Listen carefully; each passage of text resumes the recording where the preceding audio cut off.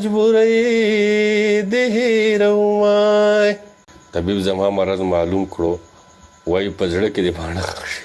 او که تا کې مسله ده که نه، ستا د هغه سرو شونډو خندا به هېره نه کړمه. مړی ځان به رانه هېر شي، مینه ستا به هېره نه کوم. ستا مینې خو ما ته د ژوندون لارې ښودلې دي، ځکه خو په خپل ژوندون کې دا به هېره نه کړمه.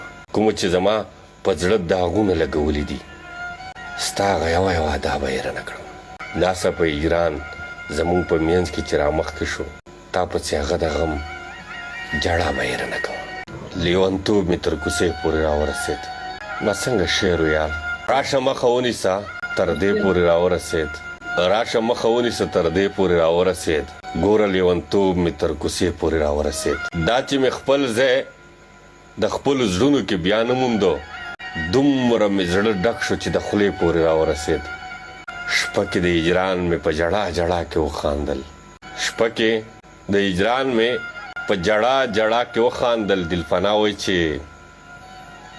شپه کې د هجران مې په جړا جړا کې وخاندل، زار د شم د یو یاد چې دې شپې پورې راورسېد.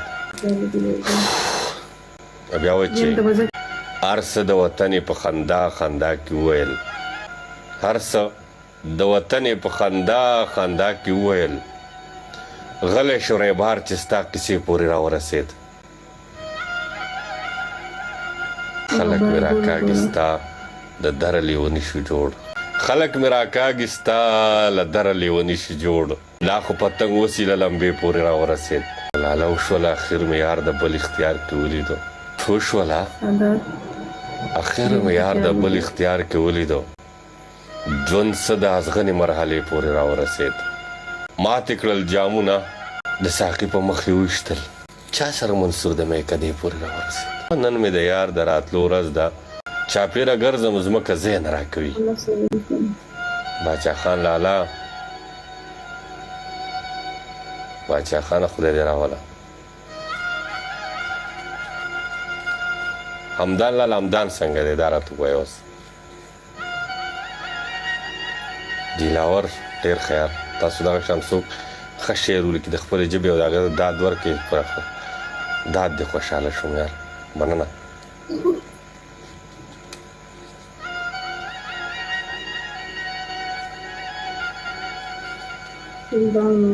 اورئ شاهروم خانه، د وخت زخمونه مې تازه شي، دومره غمجنه ټپه څه فایده لري. ویلکم د خاورې ګل.